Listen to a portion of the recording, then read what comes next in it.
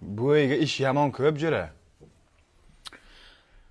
Zakaz katta olayotgandasan. Qachon bitiramiz bu uyni? Qara, bizga maydaroq zakazchalar qilaylik, ketaylik dedim. Ahvolni qara, ko'pligini. Bu ishlar boku mana boku moralni eziyapti-da. Yomon ko'p ish. Charchab ketdim, bilasanmi? Biza bir dacha-parchaga bir 2-3 kun dam olib kelmasam bo'lmaydi-da. Usta bu o'zi 4 kundan olib bugundan chiqdik ishga. O'yini shunaqa deb o'yda egasi bitta pul berdi deb ertalab meni chaqirib qo'y. Ya'ni pul berdi deganim meni sotib ol degani emas-ku. Mana qilib imo ishora qilma. Ziqnani ziqna deydi, garangni garang deydi. Toza ahmoqlik, abetga bergan ovqatini ko't deymi o'zi? Assalomu alaykum. Assalomu alaykum. Yaxshimisiz?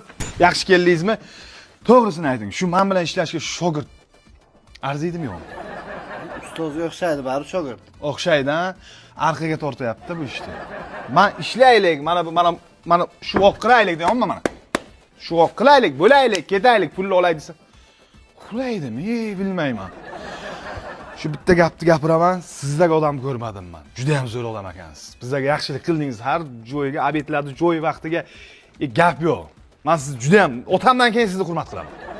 Gap yo'q. Sizdaqa odamni ko'rmaganman. O'sha bir sovet davriga sizdaqa odam ko'rganman, bir sizni ko'rdim. Bu uyni ham sovet davriga boshladinglar, usta bu. Qarang, hazillashishga ham gap yo'q. Anekdotni ham boplaysiz.